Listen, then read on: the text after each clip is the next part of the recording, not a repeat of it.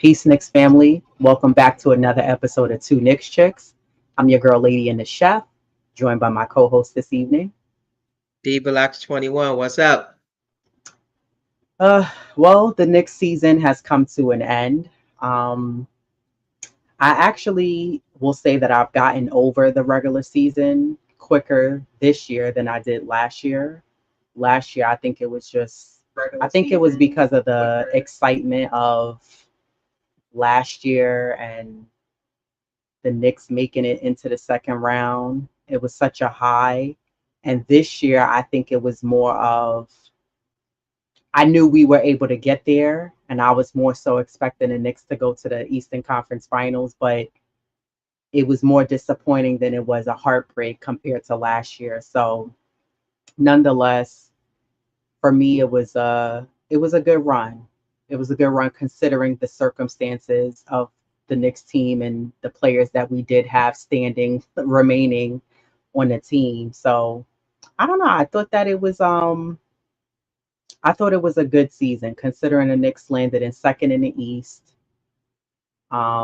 Last night I was on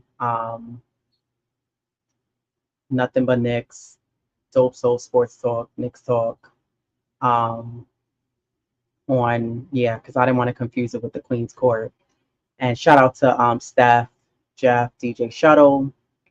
And one of the things that I was saying was I had a little pushback because I said while the Knicks did make it to second in the East, for me, I have this question mark of like, even with a healthy Knicks team, if the East was better, would the Knicks have made it to second in the East? And I think I had brought this up to you too before. I was Yeah. wondering like would the Knicks have made it to second?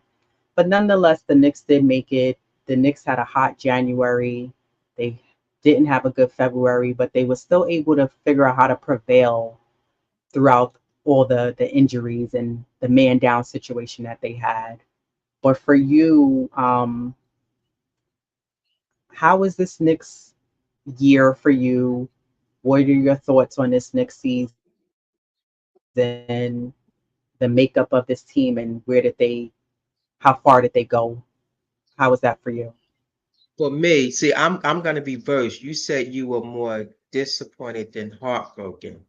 See, I was more heartbroken that they didn't get as far, and I'm not disappointed because of how far they gotten and what they had to endure with what they had. So I'm gonna reverse that. Me, I'm heartbroken because as a Nick fan, and I'm just one of millions. 'Cause they have there's a lot out there Yeah, from state to state, city to city. So I'm more heartbroken because I know that if they were healthy, that they would be contending with Boston. yeah, Disappointed I'm not because of their circumstances. So that's why I'm gonna reverse that. Um, but overall, man, I'm telling you, this like again, I know I'm one of millions. I'm proud as heck of the Knicks, man. Couldn't ask for a better run. Um, of course, in the beginning there was a lot of downs more so than ups, and they figured out that roster. They tweaked it, made changes, made additions for the better. Um, and they were headed in the right direction. And mhm, unfortunately, injuries plagued them and derailed, their chances to the Eastern Conference Final. So that's why I said like I'm more heartbroken than but like I said, I couldn't ask for a better run. Um, barring the injuries withstanding, but I'm like, yeah, running back, but we're gonna discuss that. But again, they formed the identity. So along the way, and that identity was established, and they held up to it. Just far as just being gritty, the hustle plays, never giving up. Um, they didn't feel sorry for themselves. That next man mhm, up. So they embody all that and some. So that's why, like, I'm like really proud of the Knicks, and I'm like a lot of people. Sunday was, yeah, it was a letdown.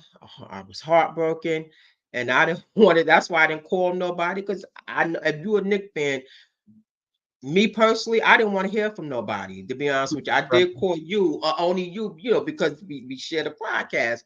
But otherwise than that, I knew some people that betted, and I was like, listen, I'm not calling them because they don't want to hear from me, and guess what? I don't want to hear from them. So feelings mutual. But yeah, couldn't ask for a better run. You just like just so like proud of them because they gave it their all. They didn't shortchange us not one bit.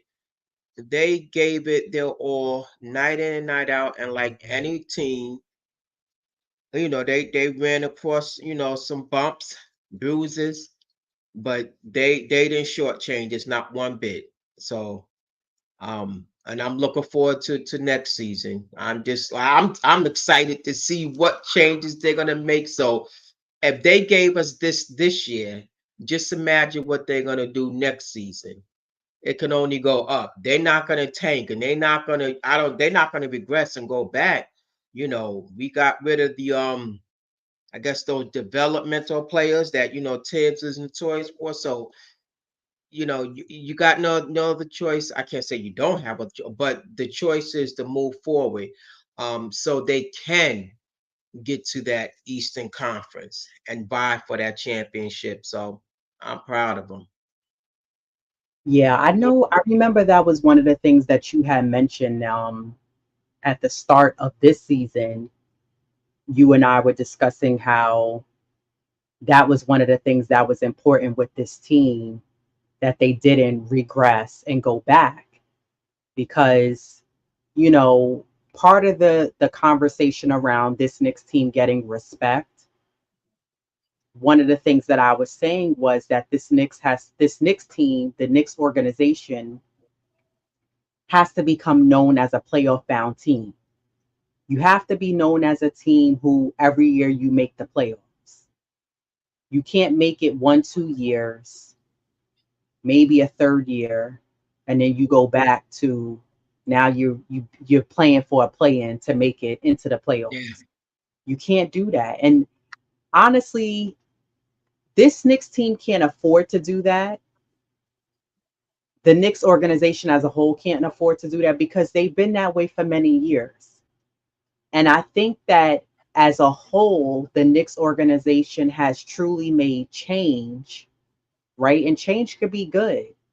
And I think that as a whole, the fan base is ready for the change, right? For this Knicks team to go in a better direction of growth, of getting better. And this Knicks team has proved that that's what they're about and that's what they're doing. They're about getting better, they're about growing. So I think that this team has figured out, yes, they figured out their identity. I think that the front office has done a good job of getting rid of the developmental players. I think there are some one or two people on the team who I think that are still in that under that developmental umbrella yeah, that I think that the Knicks need to get rid of just because I feel like, especially because now we've done it 2 years in a row, we are going to talk on Tibbs and his tenure here with the Knicks and, his extension and in question. But I think where Tibbs is at is that initially, and we talked about this at the phase 1 of the trade that happened when Leon made moves. Initially, Tibbs was working with who he had. And I think that this team, like many organizations, when teams show growth and they're very close to getting there to that next level, I think that Tibbs was like, "Hey, I'm working with who I have. I need you want me to make something happen here. You got to give me something to work with what the little I do have." And I think that that's why they got rid of RJ. They got rid of quickly. They brought in OG, who fit like a glove here, perfect fit. And one of the things I mentioned on last night's podcast was that one of the things for me that I really love about OG Anunoby, besides his hustle, his active hands, and seeing his man seeing the ball, and it's so infectious of how he does that. It carries over to Dante DiVincenzo. He does that a lot too. He's able to get those easy steals. But OG is a player. One of the reasons why he also fits and has such a high impact is because he does what a Brunson and a Randall does. He knows how to take the ball to the basket. And this Knicks team, and you and I were going back and forth in a healthy debate on, I was saying how this team mainly just has a bunch of role players and they don't do that. Now, here's the thing with that. And I was thinking about this earlier today. There's other teams in the league who have role players, but those role players know how to go to the basket. I just think that we have the ones that just don't really do that. Because I look at other teams in the league, and I may not watch every game for certain other teams, but I look at certain games and I watch other players, and I'm like, wow, like look at how those other not known name guys are playing on those teams. And that's one of my biggest gripes with this Knicks team, is that I would like to see more of our role players who know how to take it to the basket. Deuce McBride, case in point. I thought Deuce stayed ready. He had a nice season. He showed us he can shoot the three. He's a good catch and shoot guy. When we watched the Knicks play in the first round against Philadelphia, and we watched them in the second round against Indiana, first round with Maxey, second round with TJ McConnell. I remember I said to you, I said, now Deuce got to add that to his game, where he can put that ball on that floor and drive to the basket, because I'm telling you, he's going to be unguardable. He's going to be hard to guard, because Deuce has the quickness to be able to do that and get to the basket and be explosive and get you points quickly going into the basket. I don't want him to become, and I'm not comparing him exactly, but I don't want him to become like a Grimes where he's just a catch and shoot player. Yeah, for sure. You got to have repertoire to your game. You got to be able to do a little bit more than just catch the ball and shoot, or catch the ball, create a little space and get a shot off. That's not always going to work. Better defenses are going to be able to read that and guard that. But nonetheless, I thought that the role players that we have were able to come in, step up to the plate, and give us what we needed. Alex Burke didn't play for 2 months. He was stinking up the joint. He came in and made me eat my words. And that's what I want players to do. Came in and showed why he's a veteran and is able to give you the points when you need them. Dante DiVincenzo. I like Dante DiVincenzo. My only issue with him is that he's streaky. He may give you 1 or 2 games of hot shooting. He can give you 25, 30, 35 points. And then you get 2, 3 games quiet as a mouse. And Deuce, that happened with Deuce. Deuce may have, because when we went to the game in Utah, when we had got gifted the tickets, Deuce didn't have a good game that game. Oh, yeah. He made up for it the next game, and he was good for that, where Deuce would make up for it in the next game. But I guess with Dante DiVincenzo, it goes back to the point you were making on Saturday. That's why he's a bench player. He's a role player. And it's no knock on him.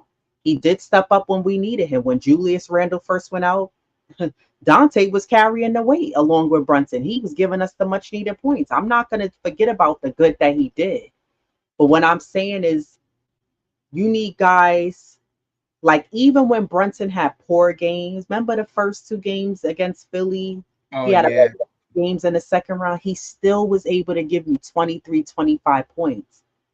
And if you take away those 23, 25 points, just like when we saw at times where Randall may have had like games where it was like, what's the little silly mistakes and this, that, and the third, but he still was able to give you production offensively. And if you take that away, the team would be in trouble. They would be in trouble.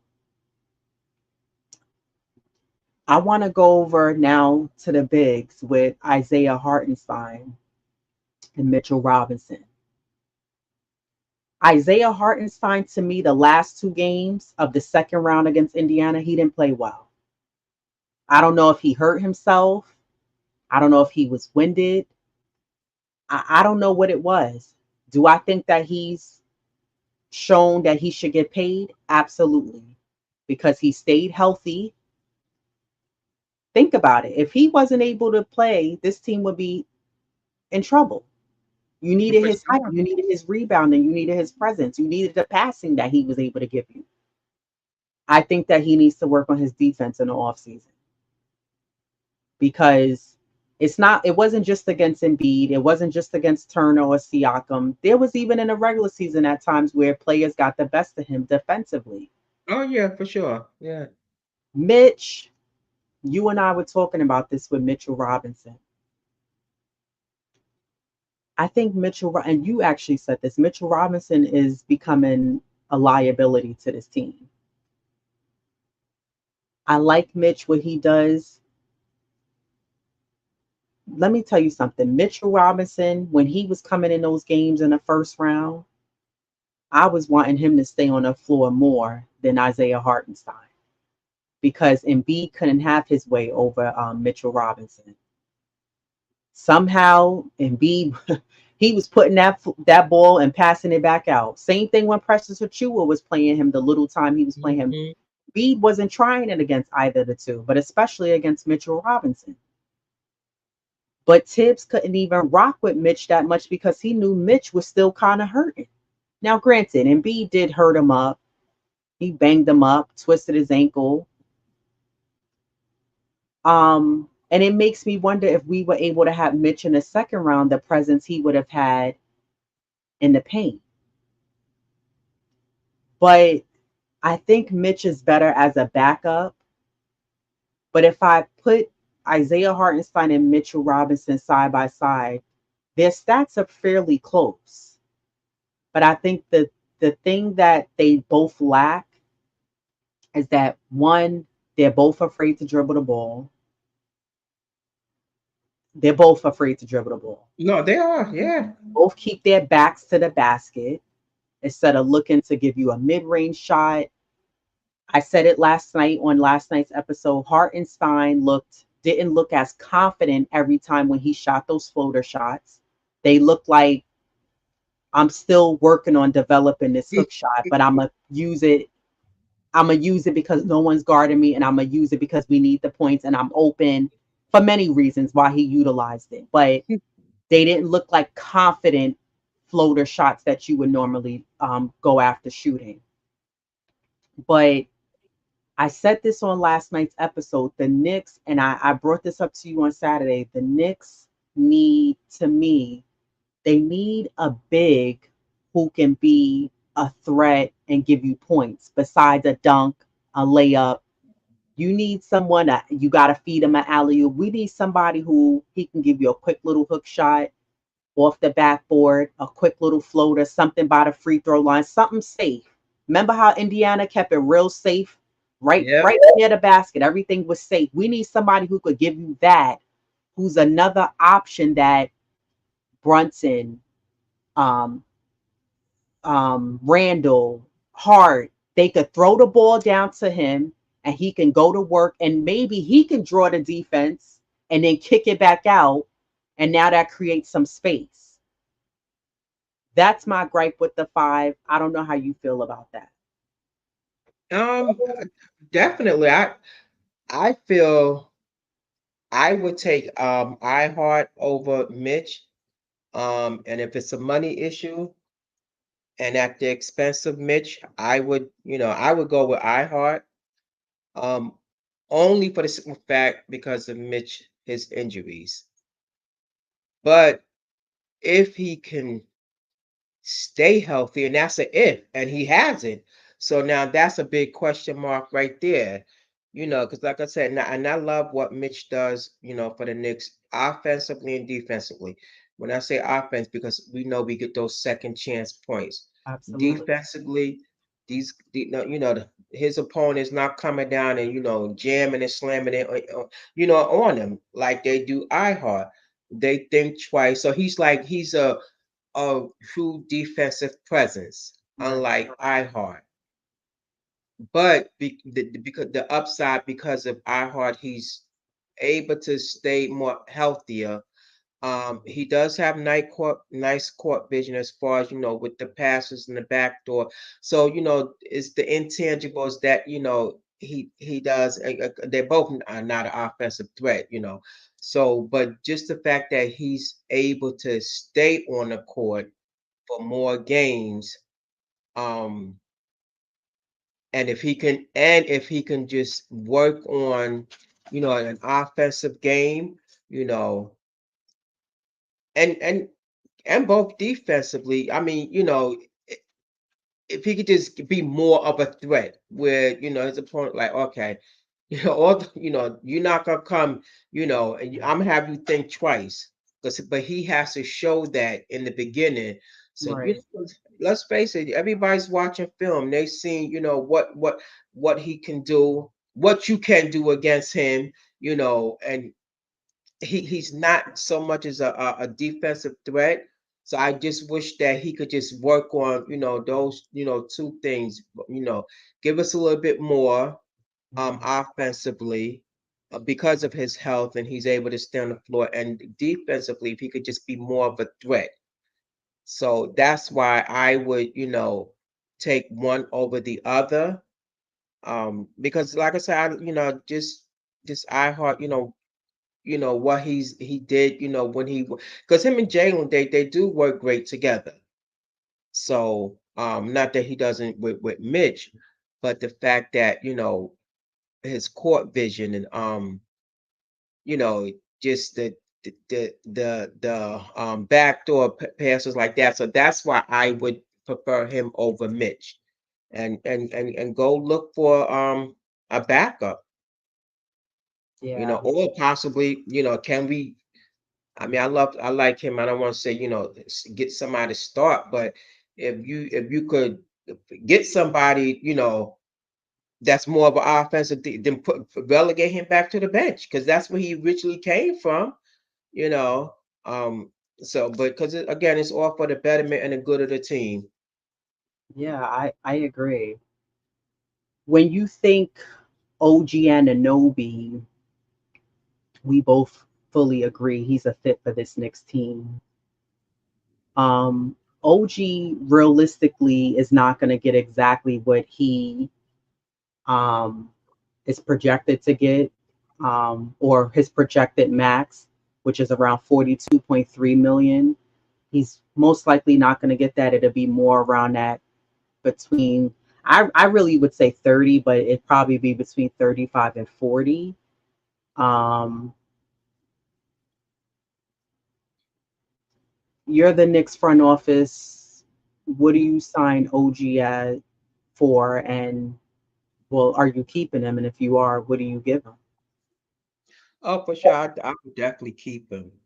Um, Me personally, I don't think he's what I don't want to say what a person's worth, but see what you could get him. If you can get him, between 28, 30, 32 or something like that.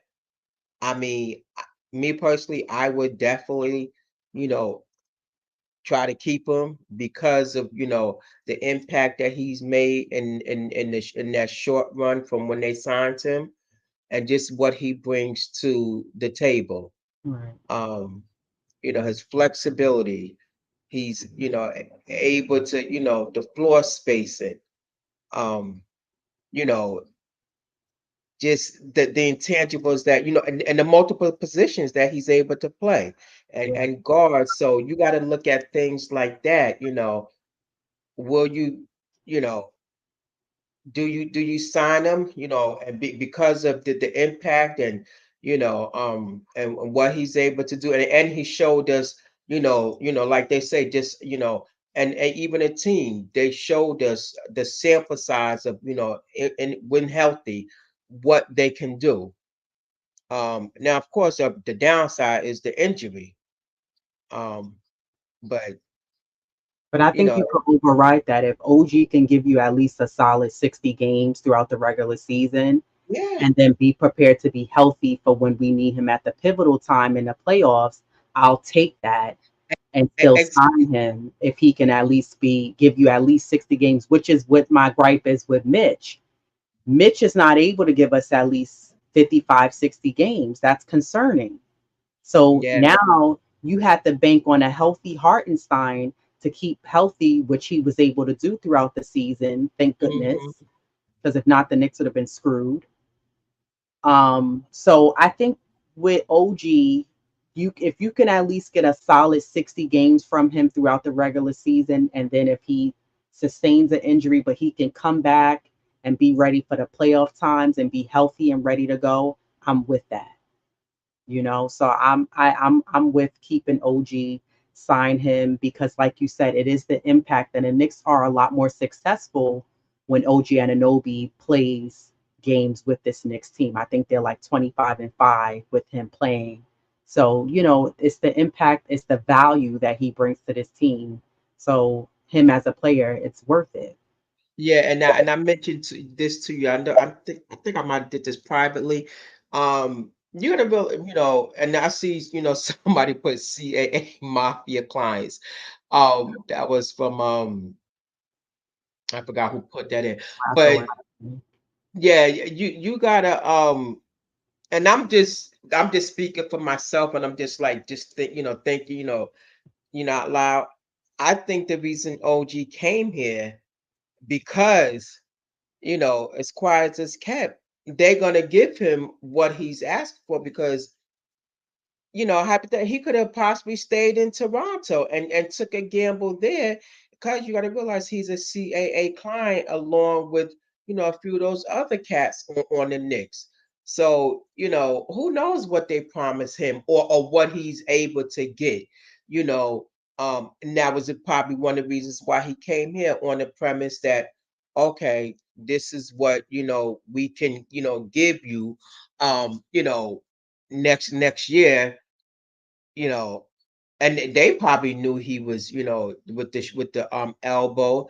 It was just a matter of time. He just had to do the surgery so he can, get that out the way. So fortunately, it took longer than what we anticipated. But I think, that's what my thinking is like. Well, they know that they're gonna sign him because that's why he came here. End up being a CAA client. So I don't know. That's just my thinking with the whole matter. Salute Eddie C. He said at coach, why extend injury prone OG? I think for one, the Knicks already knew OG Anunoby was a guy who suffers injuries. Like the Knicks, that wasn't new news to them. They knew that OG is one of those players that elbow, this has happened, that's happened. But I think they overlooked the injuries and said, okay, we can take that, but we know what he can bring to this team. And Hmm. the Knicks have been eyeing OG Anunoby for a while to come here to the Knicks. Yeah, So yeah, they got what they wanted. So I do understand where you're coming from, Eddie, and that why would the Knicks want to sign OG Anunoby? But I think you have to look at the bigger picture and what this guy brings to the team at all. Salute Dunrose Galman. He said, if iHeart don't get signed, get Jonas Valanciunas. He is a free agent and veteran. Yeah, and I think he can also shoot the ball. yeah, yeah. Like, this is what I mean with like the Knicks not having a five. Like people will say like, oh, I think it's too many people on this like Mitch I Heart bandwagon, preferably Mitchell Robinson bandwagon, because more people are Mitch fans. Rightfully so. He's been there longer. I get it. I'm not a huge Mitchell Robinson fan. I like what he does when he's out there, but I think his injuries for me overshadow him being on this Knicks team and where this Knicks team is trying to go. And I think, respectively, with both of them, him and iHeart, like I was just speaking about, when you look at other bigs, you look at a Valanciunas, he could shoot the ball. And a Yeah. lot of other bigs in the way the NBA is played now, as people have checked me in the chat and said, there's really not a post game in the NBA. Exactly. So it goes to the point I'm trying to make. So you need a big who can shoot the ball. We don't Yeah. have a big that can do either. Neither one of them can shoot the ball. They can't even shoot. They can't even shoot right next to it and bank it off the backboard. Yeah. Do that. We talking about basics. And then salute to I am Jarrell. This is why he's saying a guy like Sims doesn't need to be on the Knicks. He should be in a G League. He's not ready for the NBA. And while we on the topic of Sims, I think the Knicks need to part ways with Sims. Dang. No, I know people like the way Sims sets screens and Sims play defense, but I think Sims is one of those guys. He needs to maybe like a Grimes. He needs to be on a team where he has time to develop more. Like this Knicks team is trying to go to the next level, and because we made it now 2 years in a row to the second round, next year the front office is looking for Eastern Conference Finals. Knicks fans are looking for Eastern Conference Finals. This team has proven that they can get there. It's just unfortunate that we sustain injuries. But what I'm saying is, there's really like, where is Tibbs really playing Sims unless there's an injury between either of the bigs? He's not really getting any run because there's really no utilizing him. When you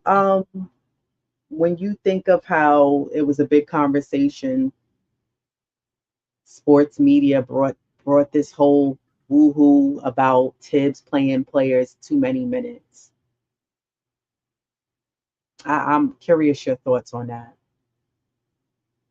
You know what? Like I said, there were a lot of other teams that was playing their players more minutes. Um, I don't know why the Knicks just stuck out, to people. Well, it Um, was because they did the poll on Tibbs. They asked other players, and Tibbs was he ranked first in the poll of yeah, players saying that they wouldn't want to play for him because he runs you to the ground and he plays yeah, players too many minutes and you suffer injuries. yeah, yeah. I heard about that poll, but you know what? Those guys, like they said, they ride with Tibbs. And like Brunson said, that's what matters. He said, these guys on this team, the guys in the locker room, all those naysayers, you got to just block them out. Media, fans, you have to, because otherwise than that, now that's at the forefront, and that should be the least of your worries.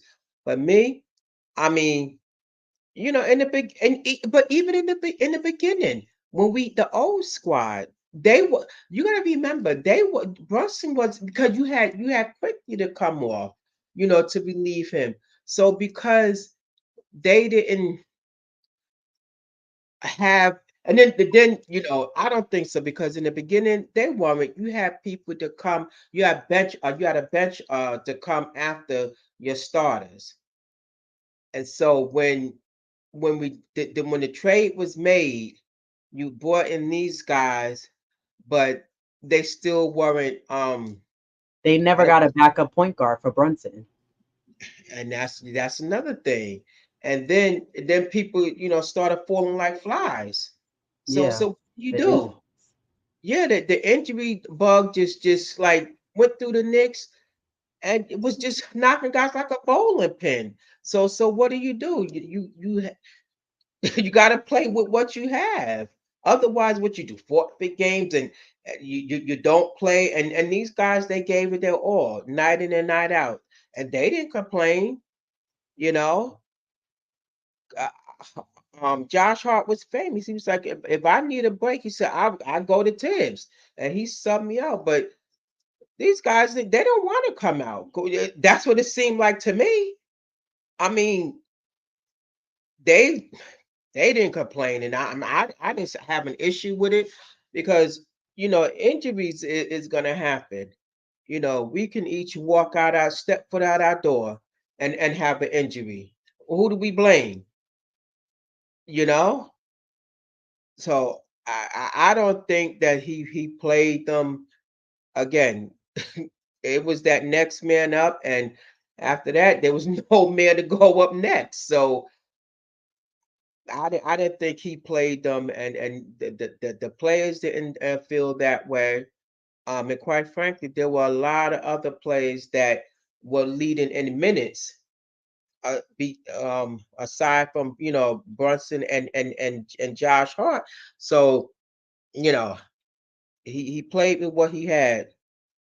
Yeah, Brunson was fifth in most minutes played in a game. I just think a lot of players, and I said this on last night's episode, I think a lot of players are in the NBA now across the league are getting very soft, and guys got too comfortable with telling a coach, I got a headache and I don't want to play today. Yeah. I need a rest today, coach. So I'm gonna sit this one out. When you have Yep. fans playing for high ticket prices, people watching at home and going to local bars wanting to watch players play against their team and et cetera, et cetera. People making the bets looking for that player to play. So you messing up people's bets and whatever they doing. I think that there's certain coaches in this league that don't allow players to run all over them and tell them what they're gonna do. I'm the coach. So I'm the one, the captain of this ship right here. And you may be the player and you got to go out there and go on the floor and score, but it's a program. Just like when you on a college team, a championship team in the NBA, you get in, you do your job, fulfill your role on the team, whether that you got to play Josh Hart minutes every game, or you come in like Deuce McBride when he was only getting 2, 3 minutes a run, but he stayed ready. When he was Yeah. on the bench, he was analyzing the game, looking at where I can go and where I'm gonna stay ready for when he called my name. Precious Achua, I'm gonna stay ready for when he called me. Alex Burke, I'm gonna stay ready for when he called me. And if I have to play a ton of minutes, that's what I have to do. That's like Hartenstein saying, I need a break today. When Mitch coming back, because you've been playing me a lot of minutes and I've been Exactly. playing back to back to back. No, I think the bigger picture that's also missed is that this team had a goal to get not just a good record for the regular season, but the goal was not to be a one and done and get out of the first round. The goal was definitely to get past the first round. It wasn't just to make the playoffs. We knew the Knicks were going to make the playoffs, but also it's about getting further, getting better, the growth, building the continuity. And that means I have to do whatever I need to do to make this successful and play my part to put all the puzzle pieces together to make this a successful team. So guys complaining, when you look at players from back in the day, and there's a whole slew of them, back in the Jordan era days, Yeah. Tracy McGrady days, all them other players, Patrick Ewing days, guys are playing a lot of minutes. They weren't complaining to the coach saying, oh, yeah, we didn't have social media like that where you were saying, oh, well, we running polls and we saying that, this the player we don't like. It's also like sports media, their analysis, and they are doing things for clickbait and wanting to create this narrative around, oh, it's Tibbs and it's the Knicks and it's these conspiracies and this is why the Knicks. It's not. Stop it. Stop it. You know what I mean? That's why you have guys like Draymond Green who just throws anything hot air out of his mouth because it gets people watching the segment on ESPN. It gets people watching when he's on TNT. It gets people watching his stupid podcast that I don't watch because I can't stand him. It gets Yeah. people watching or clicking on the sports media articles because he'll say things. Or why people think I don't like the Knicks? What I said was the Knicks were gonna do what they always do and get the fans hype and then let them down. Thank you, negative Nancy, Mr. Captain Obvious. We don't need that over here. But it's okay because people are going to always have these narratives about the Knicks, and whatever, however they feel about Knicks, it is what it is. The true fans, we still stick around. We've been through it. But these are not the old times that we had to deal with the Knicks. This is not the same team. This team is a completely different team. Yeah. Um, so that's the whole thing with Tibbs and people saying what they're saying about Thibodeau and his Tibbisms. As far as Tibbs, though, Tibbs is coming up on his last year of his contract, correct? He has one more Yeah. year left. Yeah. One more. Do you think the front office is really going to be eyeing how far, how well, and how far Tibbs brings this team for next year? And if that determines, do they extend Tibbs, or do you shop around and look for someone who can possibly bring this team to the next level, which is Eastern Conference Finals and championship bound? Because we know Tibbs can bring you to the first round and second round, but the front office best believe next season we need to go a little further. We're looking to go further. Granted, I think the other thing that they're going to be looking at is, especially if this Knicks team could remain healthy throughout the regular season next year and guys could sustain and be around for the postseason, they're looking at, the eyes are especially going to be on Thibodeau.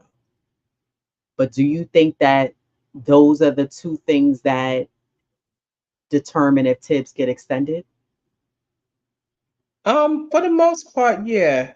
Um, Definitely they're gonna see, what he does and next year as far as and how far he can take them. But you got to realize in his the years that he's been here, yeah, we didn't make it to the Eastern Conference Finals, but that was this year because of our injuries and because we didn't have certain pieces in place.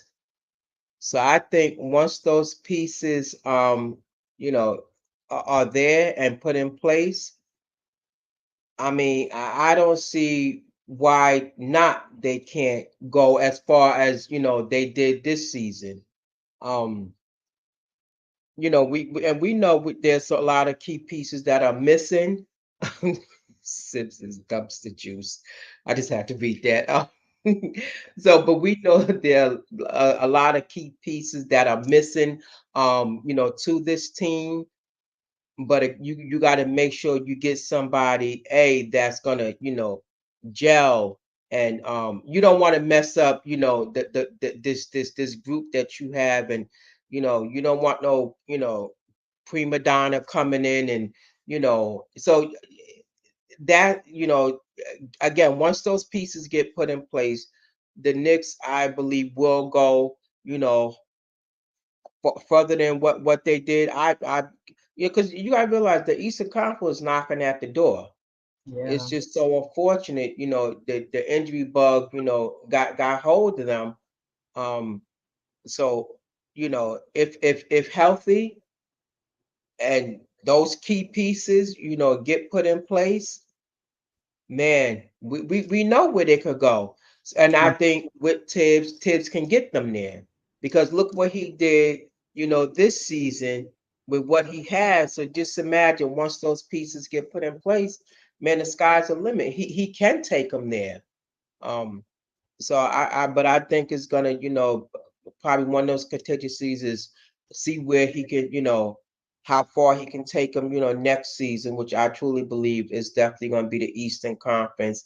And then, you know, I think he will get that contract because let's face it, there are a lot of teams that are looking for uh I can't even say a decent coach. There are a lot of teams out there that are, scrambling looking for coaches. And let's face it, there are probably a lot of teams that would definitely take Tibbs. I mean, I'm that's my belief that because there's slim pickings out there now. Um, so I believe that they would, and I hope they do. And me personally, I mean, I like Tibbs, for the Knicks. You know, I think Tibbs, what he does well is Tibbs and any team he's coached in the league, Tibbs does a great job improving teams. He's a great improvement coach. So he can bring a bad team or a decent, okay team to a better team, and that he's able to bring improvement. He's able to bring stats up. He's able to, bring teams to the next level. Tibbs having proven himself as a coach to bring teams to the championship level.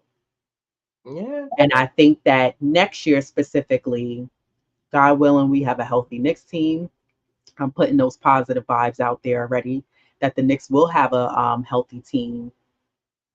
The eyes really are going to be on Tibbs for many reasons, not just where he goes, but how does he utilize the rotation? Is Tibbs able to uh, adjust and have more trust in other guys? How is he utilizing, plays that he's having run out there? Is he making the right adjustments? Is he calling the right plays? It's a lot of different variables that I think that Yeah. Tibbs is really going to be evaluated on, and where he brings his team and what he does for the team next year for sure. Yeah. So I think that Tibbs, rightfully so, we need to see what he does next season. And then if not, if you're the front office and you're not really happy with where we've gone in the last, 2 years per se, because I won't even really um fault him for like his first 2 years, even 3 years, because he didn't have the help. He was working with what he had. He had scraps. He was trying to make that work, and they got a blessing by getting Jalen Brunson here. Yeah. He turned around the team. Now Tibbs said, okay, I got something to work with here. You got Josh Hart. You got OG Anunoby. You got Precious Achua. Y'all got Hartenstein. You got something to work with. You got Dante DiVincenzo. But I think that when you look at this team, and this is what you were trying to get across on Saturday, was that because I said the Knicks don't have a bench. You were saying the problem is that the bench had to move to starters. And I saw people saying this in the comments as well, which is true. Yeah, for sure. But I think that this Knicks team is still missing like two pieces, maybe three. And I think that as we're talking about, like to me, I'm parting ways with Sims, Jericho Sims. I think he has to go. Dumpster juice. Yeah, I'm parting ways with Sims. Um,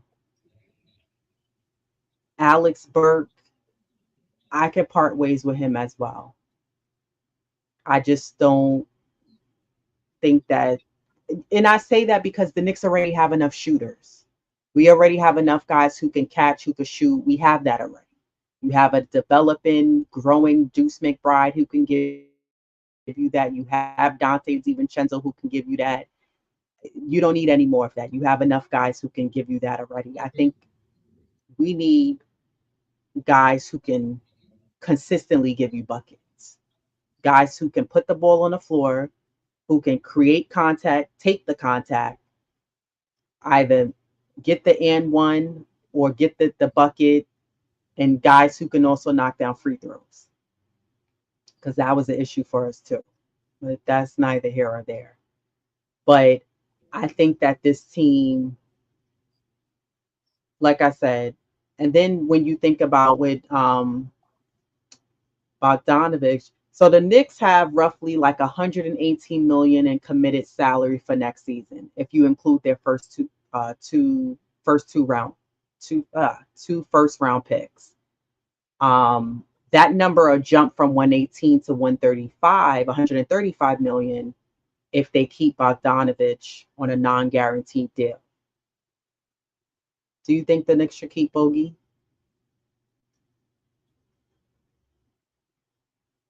Well, I mean, I liked what he did in that short span. It's just so unfortunate we didn't get to see more of it because I Mhm. he's another one that could have made an impact in that second round.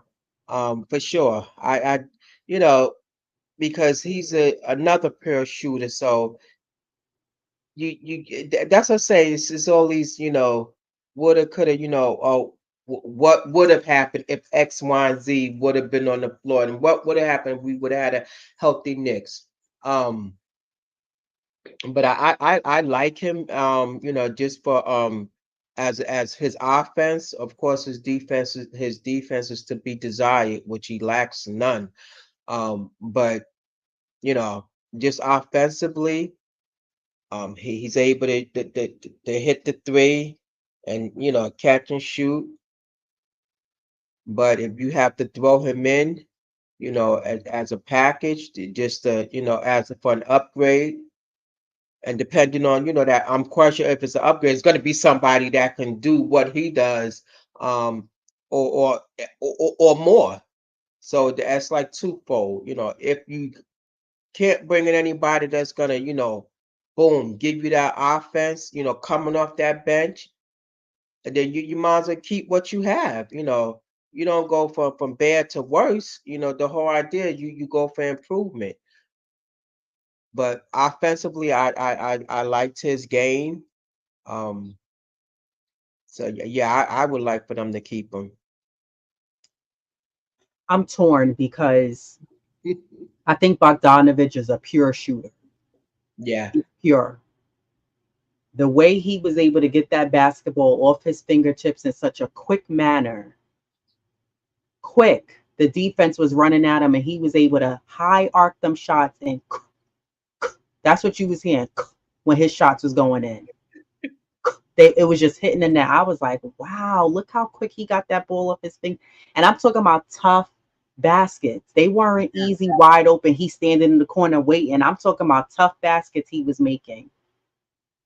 He lacks the defensive presence. We all know that, right? That's not his thing. You know what he does a good job of?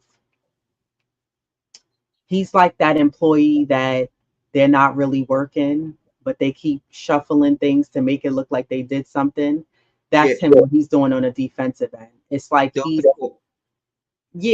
like he's jumping up and down, he's moving his feet, but you're not gonna fool me. You're not playing defense. But I say that because then when I look at a shooter like Devo, I think Dante shot he shoots the ball well. This is streakiness aside, but it's not to the level I don't think of like Bogdanovich. And I could be wrong, but I think if you had them playing the same amount of minutes and they were taking the same amount of shots, I feel like Bogdanovich would be knocking his down at a higher percentage than Dante DiVincenzo. I really feel like that. I truly feel like he would give you more of a higher percentage of shooting shots. Mm-hmm. And I say that also because Bogdanovich is not afraid to shoot a mid range. Dante relies on the three a lot, right? Everybody has their own specialty. But I'm Yeah, just saying that one of the issues with the Knicks that I want us to pull away from is stop relying on the three. There's other ways to score points, and the three is not the only way to do it. I want to answer this question really quickly from Just Knicks. Salute, Just Knicks. Do you guys like Drummond? I do like Drummond, but I'm not sure about him for the Knicks. I think Drummond would be good as a backup option, possibly. He's a great rebounder. Um, but I don't know. I feel like, and I could be wrong, I feel like he could be injury prone for this Knicks team. But I'm not, I don't think that he would be the fit for this Knicks team. And we are going to, by the way, this episode is going to be into maybe three parts. So we're going to have a part two, a part three. So we are going to dive deeper on the next episode on um, potential players that the Knicks should look at and possibly bring to the team. So we are going to dive deep into that. I'm going to make some slides so you guys have a visual while we're talking about it. Today we were mainly just going over who's on this roster now, who should the Knicks keep, or who should the Knicks let go of, and we already touched on Tibbs, but right now today we're just talking about as far as this Knicks team, who should stay and who should the front office possibly look into moving. And I already said Sims, I would part ways. for sure. Burks, I would part ways. Adios. Bogdanovich, I'm 50-50 with him. And then I guess the next guy we could talk about is Precious Achua. I know you like Precious a lot. One thing I will say is I don't think either of us was, and I could be wrong when it comes to you, but I know I wasn't one of those Knicks fans who was like, get Precious out of there. Like, what is he doing when he first came? I was more like, let me wait and see before I start drawing conclusions. I said, let me wait and see. He was like missing slippery fingers, buttery fingers in the beginning, but I was like, I'm not gonna I said, let me just see what he could do. I said, maybe he just needs a little bit more run so we could kind of see what he could do. But I don't know. What are your thoughts on Precious? Do you think the Knicks should keep him or part ways? Um, I like Precious. I wish we can get a little bit more offense out of him. Um, he's another. He needs to work on, his game definitely because he's so, he's unsure of himself, like and his potential of what he can, bring. He knows it's there because we saw flashes of it, but he Mhm. just has to just do that on a consistent basis. Just sometimes people say, "Oh, it's confidence." I mean, I don't know. Is it? You know, but me personally, I like him. I saw flashes of what he can do and what he can bring to the table. And defense, just the block. He a great matchup that one in that Philly series when he played against Embiid. Um,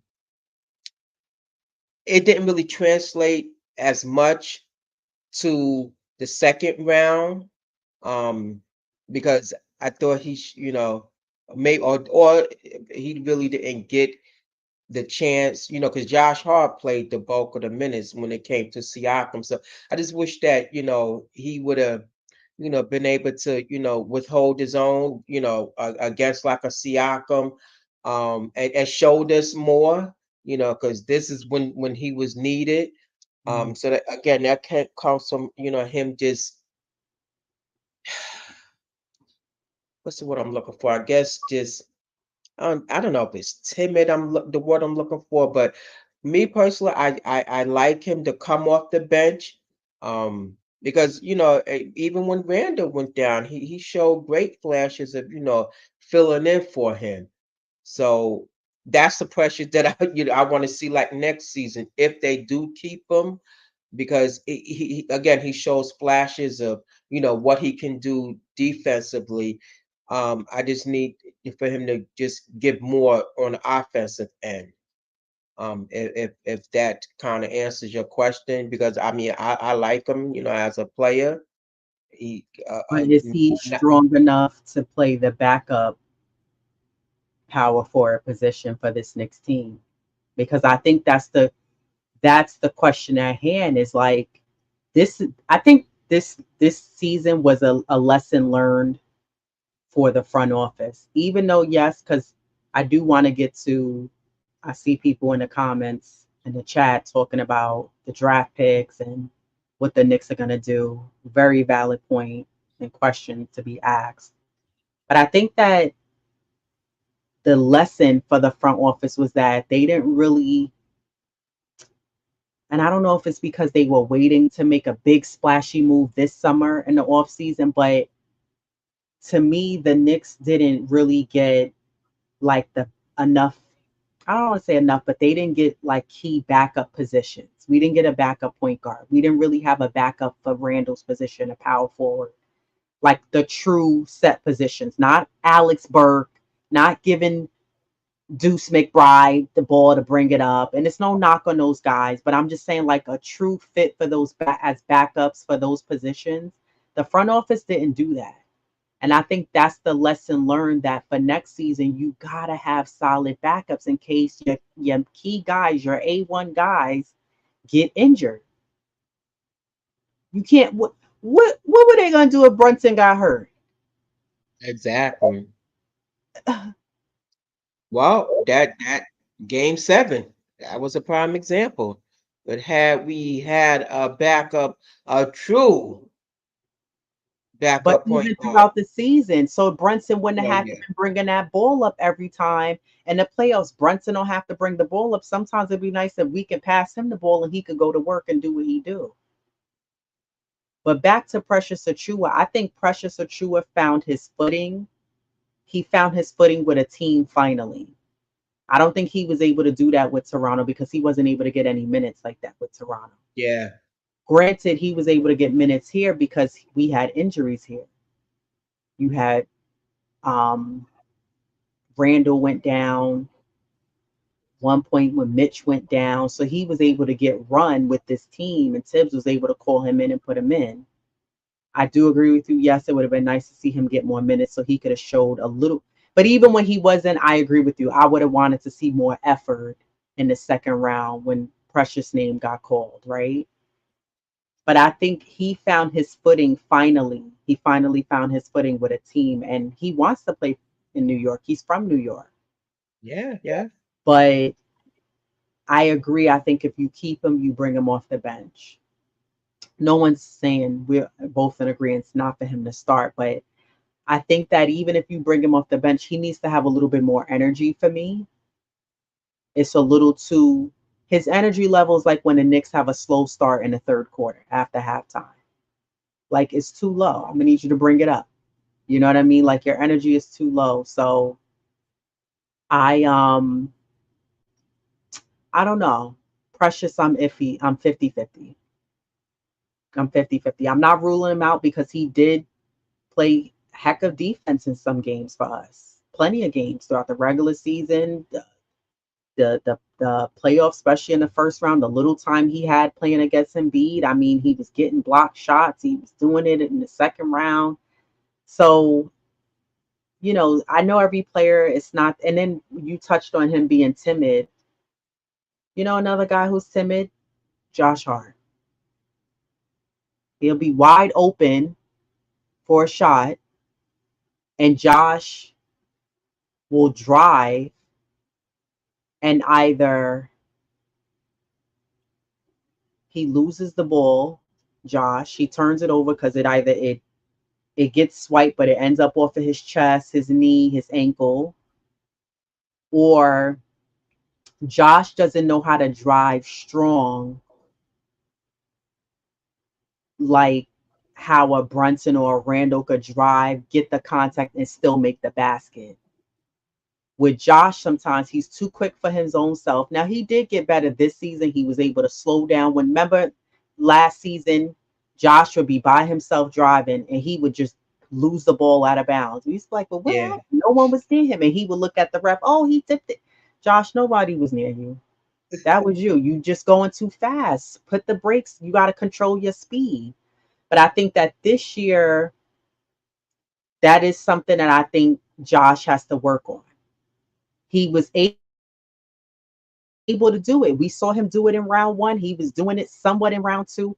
He was driving to the basket, but Kyle Lowry was just swiping that ball because he's not protecting it when he's going to the basket. Yeah. And his moves sometimes, his drives were too predictable that the defense was able to read what he was going to do. You know what I mean? Like sometimes you got to have a little razzle dazzle when you go into the. Now, speaking of razzle dazzle, Dante DiVincenzo will throw a little razzle dazzle, and sometimes he don't make it. I don't understand that with Dante DiVincenzo. Yeah. Why? Sometimes all of that razzle dazzle is not needed. Just like it works at times because Dante does a great job when he does the reverse layup First, that's and a then he yeah. get it in. He does that well, but sometimes I'm like, why? You're missing easy layups, bro. You gotta stop. You're missing easy chippies for us. Like, stop it. Both of them work on that in the off season because I don't want to see that next year. I'm saying it right now. I don't want to see that. Like, you gotta make the easy baskets. This missing these easy chippers is painful to watch. It's really painful to watch. Salute to Patrick McManus. He said, "Are we gonna punt our draft picks this year for future picks? Future picks. I hope that the Knicks don't, and I don't think that the Knicks front office will because I think we did a phase one. We got rid of RJ quickly, got OG Anunoby, Precious Achiuwa. I think that the Knicks are gonna make a move this year, and they have a lot. The Knicks got a lot to front office have a lot to, think about, like seriously think about for this off season. I don't think they will because they saw they know what's the greatest need for this team. Um, they saw when Brunson went to that bench with a lead, Yeah, and Good when he point. came back, they were a minus. They know the plus minus. So I don't see the front office. You got all these draft picks. What you gonna do with them? I Right. mean, Stop holding on to them. yeah, when are you gonna use them? It's now or never. And so again, they know what's the greatest need and the biggest need for this team. And if we as fans could see that they need a backup point guard, then they know what they need. Leon, Rose, he's no newbie at this. Because like you said, this is the phase that they did. For actually phase one when they got Brunson. If you Right. want to be, if you That want to really be was honest, phase one, right? The yeah, OG pick and Precious getting rid of quickly and RJ. That was yeah, phase two. So yeah, yeah. they not done. I agree. I truly believe that the front office this off season are gonna make a move or moves to strengthen up the bench. Shout out to salute to Coach Star 617. He said draft is the perfect opportunity to shore up the bench. I agree. I think we need to strengthen up the bench because even okay, you bring back your starters, we have a bench, but I still think that you got to be mindful if Josh Hart, Dante do suffers an injury. Who else do you have? What you gonna go to Jacob Toppin, Sims? You know what I mean? Like you got to think of these situations because we already been down this road with the injury. So let's not do this a part two. Let's not go down this road again next season if we sustain an injury because unfortunately Randall, I'm not going to say Randall is injury prone. Randall's had dirty players do him dirty and injure him. There's a difference. Mitchell Robinson is injury prone. Randall's Yeah. had players injure him.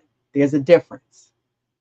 Now, after Mitchell Robinson had sustained an injury, had a surgery, you had a dirty player like Embiid and step on his ankle, yada, yada, yada, whatever.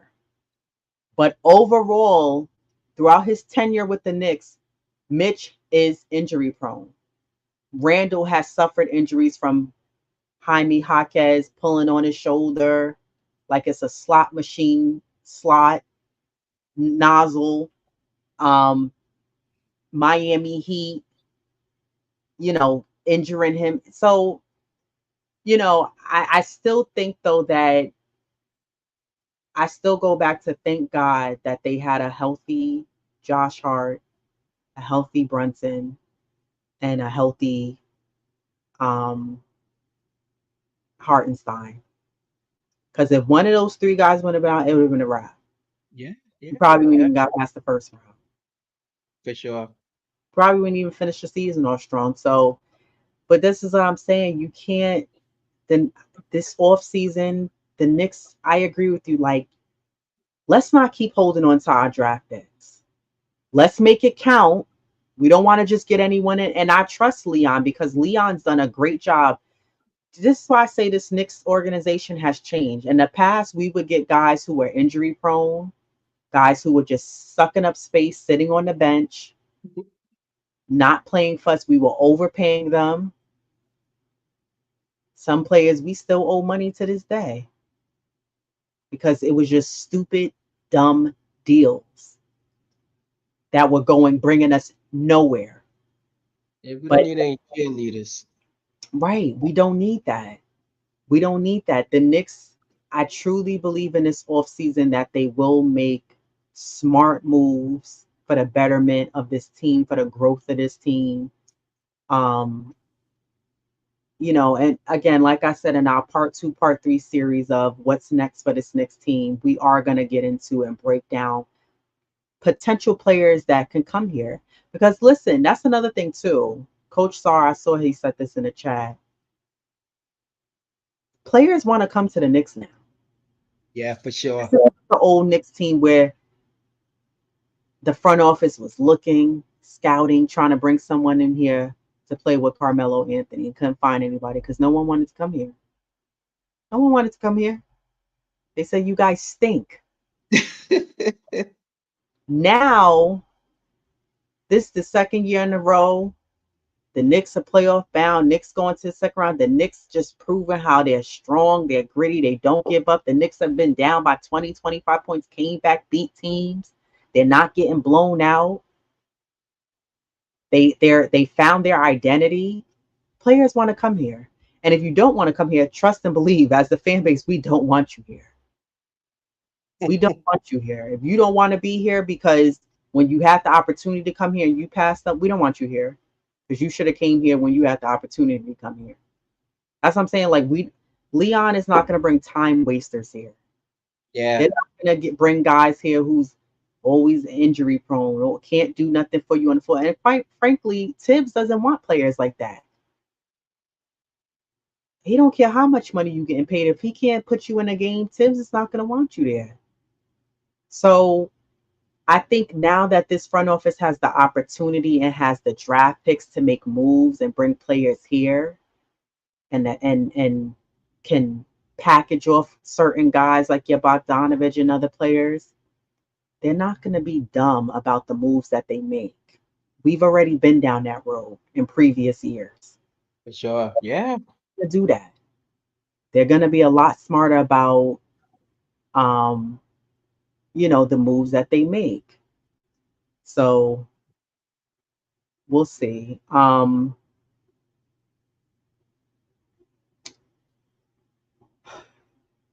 you look at the team's salary, depending on the final numbers for Anunoby and Hartenstein, it's above 180 to 185 million. And that's well above the projected luxury tax of 172 million, um, which is a lot. I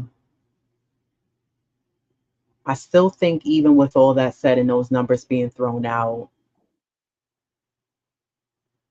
Brunson, we know, is due for a payday. Julius Randle's due for a payday. This year was supposed to be the year we were supposed to see what Julius Randle was going to do in the postseason. He was playing like a superstar before his injury. And I was mainly looking at, well, I can't wait for the postseason because I want to see if he's going to show up. So now I think he's another one who the front office is going to look at. Can he not sustain an injury or not get hurt? Because we need to see what he's going to do. And I thought I read somewhere that Brunson's willing to take somewhat of a pay cut from, I think, the 280 that he would be due for, which is like, the fact that he even wants to take that, I would throw a little extra on top. Exactly. On it because, sir, you're a blessing to this team. The fact that you even want to do that. And I'm sure Brunson, he, especially because he's the captain of this team, I think that he's really taken this, like, this is going to make him come back stronger for next year. Oh, for sure. Because Brunson so badly, and I can tell he wants not only just to win a championship as a player, as an individual, but he wants to bring one here to New York because he knows New York, we're salivating at the mouth for a championship here. Salivate. For so long, we're like, please. I'm trying to think if there's someone that we didn't touch on yet because I'm not worried about McBride. We know the Knicks have him at a good deal, even though, don't get me wrong, I know teams are watching McBride. Teams are looking at Deuce and they're saying, wow, look at what this guy is doing and got him at a nice deal. This is what I mean. The Knicks, the front office do a great job getting guys on a sale. Like you say, coupon shopping. Coupon shop, and they do it very well. And just the thing, I think that that's how it should be because I don't mean to cut you off. In the past, we were giving guys so much money and they weren't producing anything. They were a bust. Well, a bus. Why are you giving these guys all this money? They didn't prove anything to you. I don't care what you did on a previous team. What can you do here on this New York Knicks team? Show me, then I'll pay you. Show Yeah, me, then I'll pay you. for sure. And like Brunson, he showed us what he could do. He's not perfect. He was dribbling the air out of the ball in some of the games in the playoffs. It was frustrating. Why are you dribbling so much? But I, to his defense, because as you always allude to, you don't have anybody that's going to give you a no walking bucket or a playmaker. This is So true. I mean, not that he didn't trust his guys, but he know what they're capable of. So if you have somebody, that and I don't want to say, you know that they're going to give you, something, you know, why not? And someone that can help relieve that pressure, but off of him. Um, it's a shame and just to backpedal on Randall, we saw what they can do together, but Mhm. then on the flip side, we saw what they could do without Randall. So now I wish Randall come back because I like his game, you know. But on the flip side, like you saw what you like, not so much that you didn't need him, but you saw what you can do in his absence. So is he expendable? You could go get somebody like him, you know. Um, so that's a flip side with that. But I definitely wish they bring him back because you know, um, when he did play, you saw like how they work and they gel and so forth with him and Brunson, and Brunson had somebody he could rely on, vice versa. And now with OG, so again, we just saw like a sample size because they didn't even play that long, with Randall and OG before they both went down. So we just saw like a sample size of them, um, and now to move with Deuce.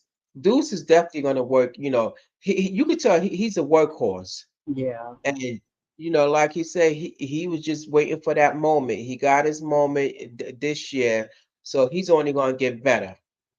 Um, and he's going to definitely be a nice bench addition.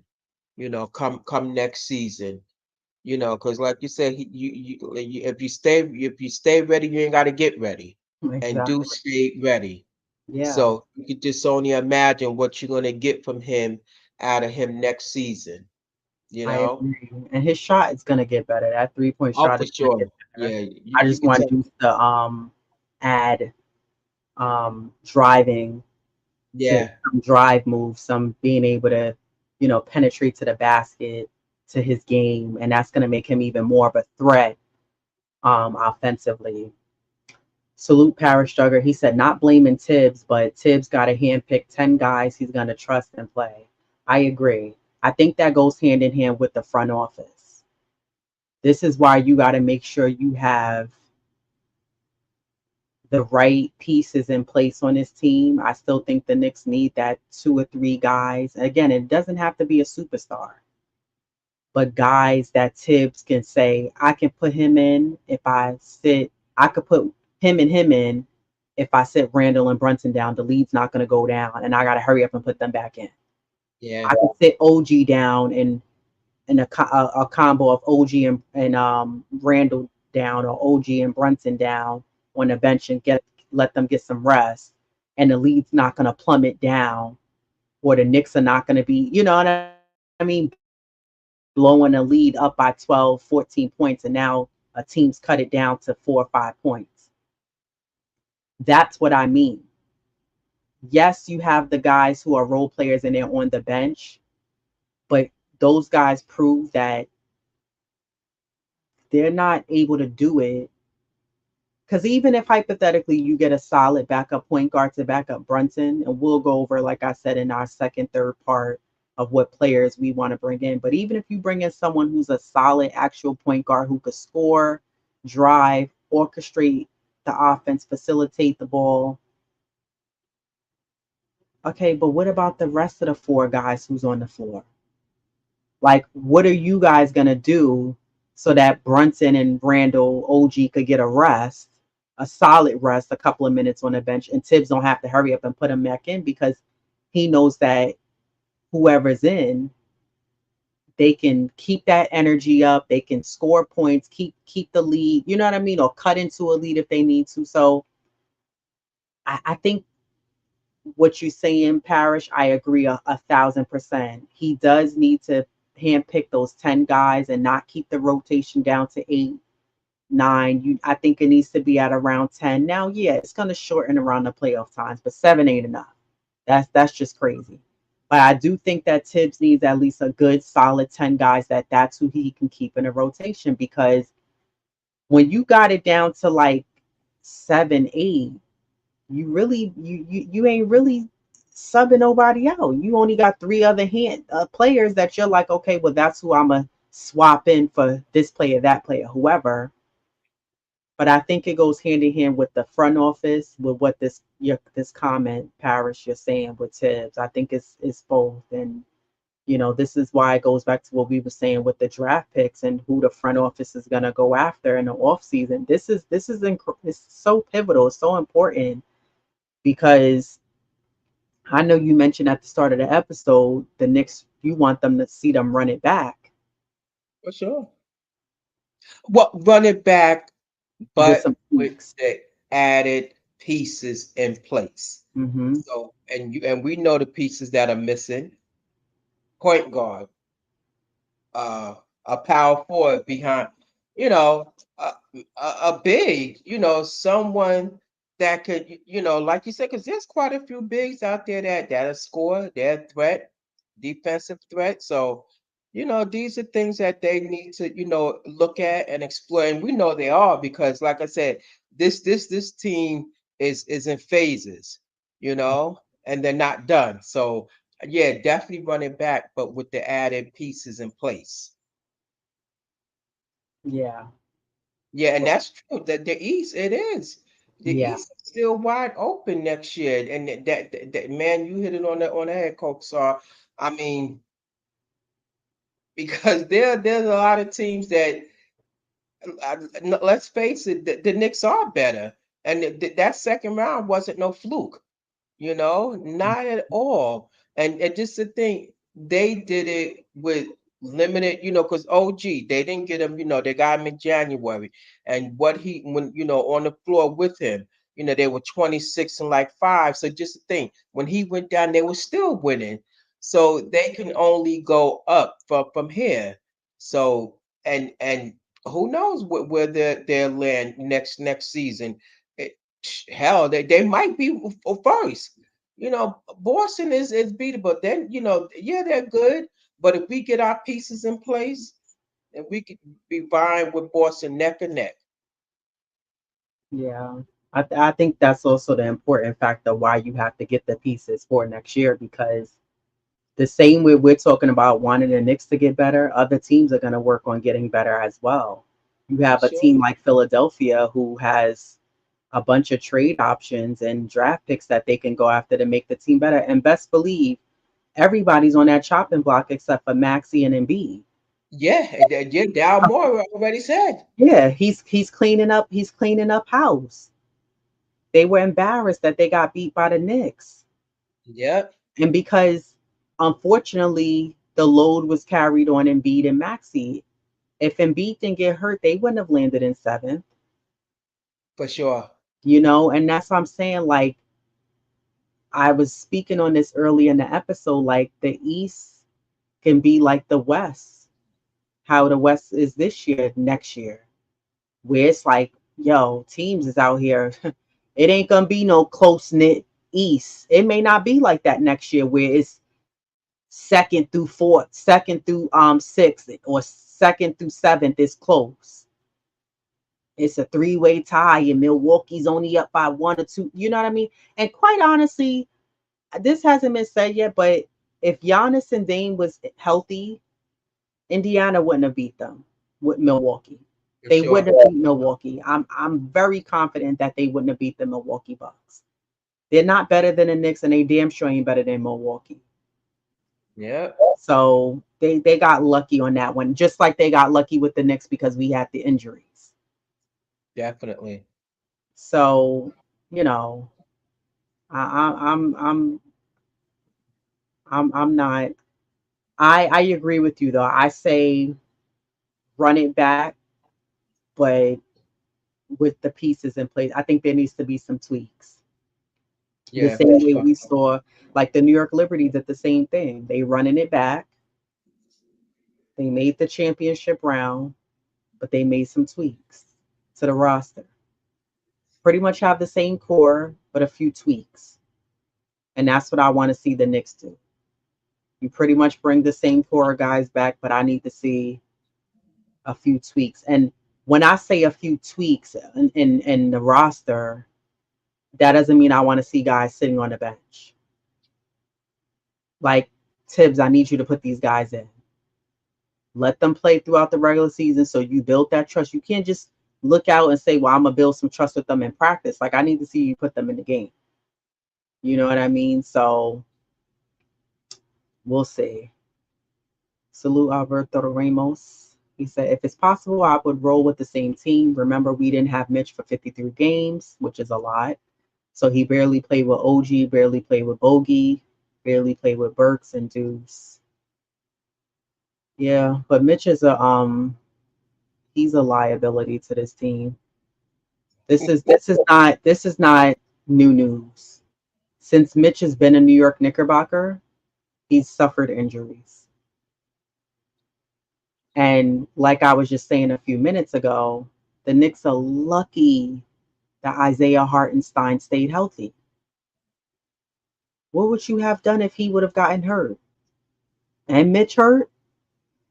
Yeah, What would they have done if Brunson had gotten hurt? And you don't have a solid backup point guard. And I would have loved, I agree, to see Mitch play with OG, Bogey.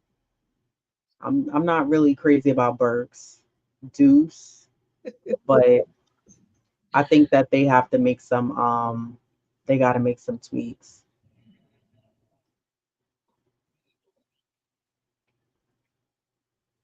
Yeah, Bojan did hurt his wrist, but he was still able to shoot that ball. He had that wrist tight and right. Because um Josh Hart hurt his wrist too. Remember that was his first injury he had. He hurt his wrist. So for me, the East wide open. So I feel we had a chance healthy, but we have an opportunity to get even better. Agreed. I don't believe in staying stagnant. No. And I don't think this front office is trying to stay stagnant. I think this front office is for sure looking to improve, make this team better, put this team in the right direction and stay in a direction of growth, improvement, getting further than what we did the past 2 seasons. So I'm not worried about that. I feel very confident just because we do have Leon Rose who's there, other guys in the front office who's there, who's making the right decisions and not being making rash decisions or quick impulsive decisions that they're not thinking about bringing players who's going to be a bust or a wash. Um, I really think they're going to bring in guys who Tips can trust and can play and put in the game. So exactly, always look to improve, and I think that's what this Knicks team is doing. They're always looking to improve and get better as a team. So, and they are. This team is gonna get better. Robert Woodard, yo, what's up, chat? Go Knicks. you.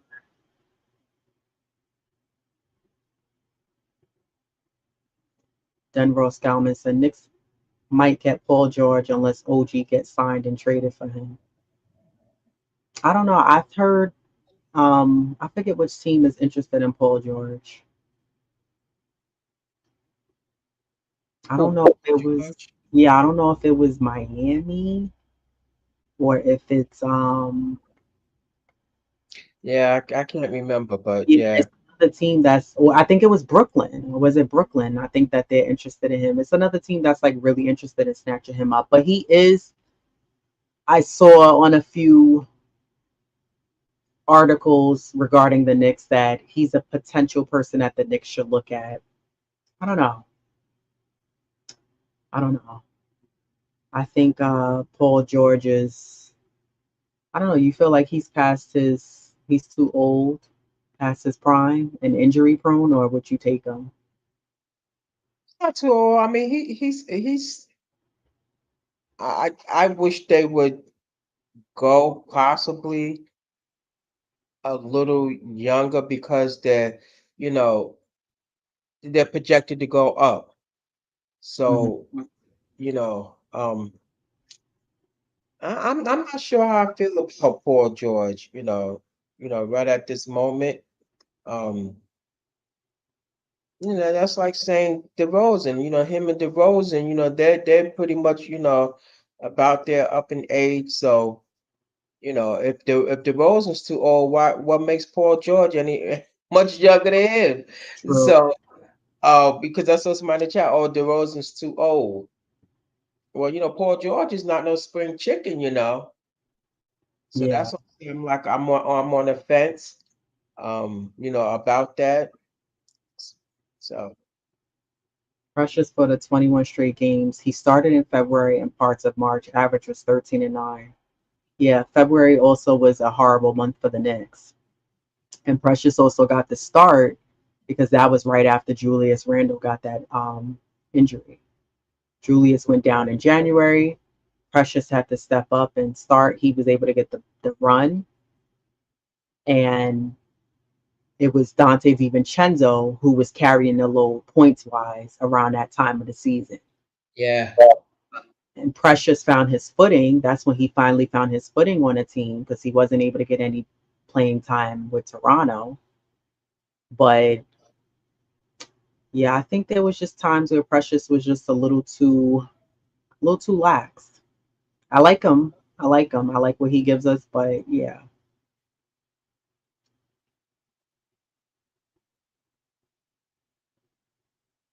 AP salute. Josh definitely has to work on those turnovers. Yeah, for sure. oh, big Josh time. was forcing us too many turnovers in the He was playoffs. averaging like five. Yeah. That's a I mean, lot. it's great you give us 17 to 20 rebounds, but if you're going to give us 3 to 5 turnovers, that's too many. And I'm not saying he's the only one, but he has a hat. That's like a thing with Josh. And he loved looking at the ref. Oh, Josh, I'm on your team, sir. But you turned it over. He got to work on that. And his free throws. Because he cost us some Partially free throws. Yep, uh, they're free. yeah. Yeah, I think Brunson needs to get some more money on the side for the fact that he's even willing to take less. Um, but this team is showing that they're close. And you know what? Championship teams, it takes them time to win a championship. Denver wasn't able to do it right away. And hell, Yep, look what just happened to them. exactly. Boston makes the playoffs every damn season and they get knocked out. Look what happened to them last year. Yep. So it takes teams time before they're able to find it. Look at Milwaukee. It took them time before they finally won that championship, but every year you saw them getting better and better. And you take the knockouts when you get knocked out, and that you use that as fuel to get better, to get stronger for growth. And this Knicks team is gonna do that. This is not the same old Knicks team that we're used to. The Knicks previously had such high turnover. Every year we had a different group of guys. It was like, who's It was so many different rotations, different coaches. It was a mess. This is not the same Knicks team. So yeah, it's the Sixers that want Paul George. Salute Wacko in Brooklyn. Yeah, they're really interested in him. But the Sixers they're gonna look to get better. Because having two guys run the show is not enough. They need some backup because Tobias is overpaid. Like Unc said, he scored the same amount of points as me. He said I was sitting on the couch watching the game.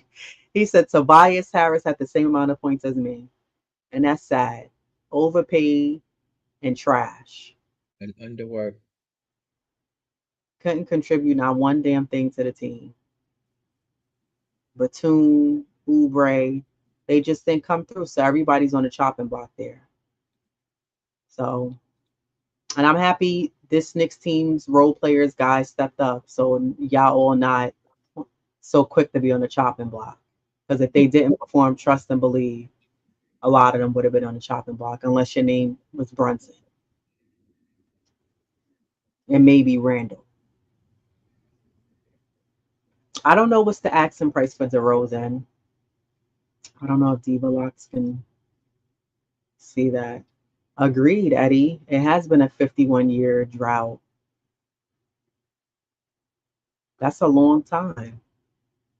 And I think that this front office is aware of that. And these Knicks players are aware of that. And they want to bring a championship here. I don't think these guys are just here just to play, just to play. Like Yeah, old Knicks players we had, they were here just to play. They were here to get the check, and I'm here to just play. And then I'm going to go home. This team is a different aura about this team, a different energy about this team. Brunson needs a Cat or Donovan or DeRozan. You know, you have brought up a good point about Spider, and we were going back and forth one episode because I was saying Donovan could come off the bench, and then you just recently was saying no, Donovan could start if hypothetically they brought him because you could sit Dante on the bench or Josh Hart on the bench, and you start a player like a Donovan, like a possible DeRozan. We're not saying they're going to get them, it's just an example. And I didn't even think of that at first. And I was like, you know what, you're right. Because those guys are bench players. yeah, they were bench players anyway. Right, exactly. Starters, so they go back to their relegated role, which was Right, off the bench. right. So Best two guys for cheap are Oubre and DeRozan. Yeah, I don't know. I like both. I like yeah, both. for sure. I probably would say I would go more after DeRozan before Oubre, but I like them both. But we're gonna have a list of potential players the Knicks should look at who would be fits here on this team. Um, and dive more into potential players. Dante and Josh are 6th and 7th playing guys. Yeah, for sure. Yeah, for sure. Yeah, agree. That's exactly what they are. Yeah, like we need guys who can score and get in the game, get you buckets. That's more of what we need. So, but yeah, anything else for you before we get out of here? No, nothing because the game is on. I do want to catch the Boston and Pacers. I'm gonna watch some of that just to see what they're doing. I'm not watching that. I'm gonna be honest. I'm not watching that. You're a sore loser. Oh, call me that. As I guess I am. That's what I am. I don't want to watch that. I watched. I think I'm gonna watch to see because I'm curious to see how far the Timberwolves go. I think that series between them and Dallas is gonna be really good. Oh yeah, man, that's That's gonna gonna be be a really good one. So I'm not a fan of Boston and Indiana. I still got a gripe with them right now. So Me too. That's why I want Boston to kick they bleep bleep. That's why. they shout out to New York Liberty. They beat Seattle Storm yesterday, 63-74. Surprisingly, I don't know how both teams only scored 9 points in the second quarter. That's weird. Like, anyways, nonetheless, a win is a win. They're 4-0. They play again on Thursday. We'll do a mini recap, pregame rather, before they play Chicago, who actually whipped the Liberty in their first preseason game. I think the score was 53 to like 110, 113. Like I don't even know how did that happen, which is weird because the Liberty did that last year in their first. It wasn't a preseason, it was the regular season opener against Washington, and they got stomped. I don't know. It must be a New York thing with the slow starts. Um, Salute to the chat for everybody for joining us. Salute to Just Knicks, CM67, TJ Honnablue, CC, Jay's Burrs, uh, CM67, Patrick McManus. I am Jarrell. Salute to him. Coach SAR 617. Salute to you as well. Eddie C. Waco in Brooklyn. Ooh, this one I'm probably gonna butch. Lux Quala Visions. Salute to you. I'm gonna figure out how to say that name, that handle. A little tricky. It was. I was like, huh? Dun Ross Galman, Jay Boogie. Salute to you, Jay Boogie.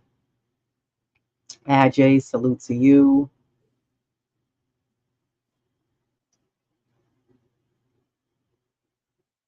I think that's everybody. Yeah, I am Jarrell Pastaga. Alberto Ramos, salute to you. Robert Woodard, salute to you as well. AP, salute to you for joining us. Parish Duggar, as always, salute to you for joining us. Yeah, we'll be on Thursday, 6:30. We will have a part two of this next off-season series where we will have players, a ton of players. We may have to even make it into a part three of who the Knicks should look into bringing here, um, draft picks, trades. It's going to be a good one. So stay tuned for that one. Um, and yeah, we'll be back on Thursday for that. And until next time, everybody, thank you for joining us. As always, let's go Knicks. It was a great season and a great run. Right. We'll be back next year, but we're still going to bring Knicks content throughout this summer, as well as New York Liberty content. Um, Everybody have a good evening, and we'll see you all Thursday. Peace.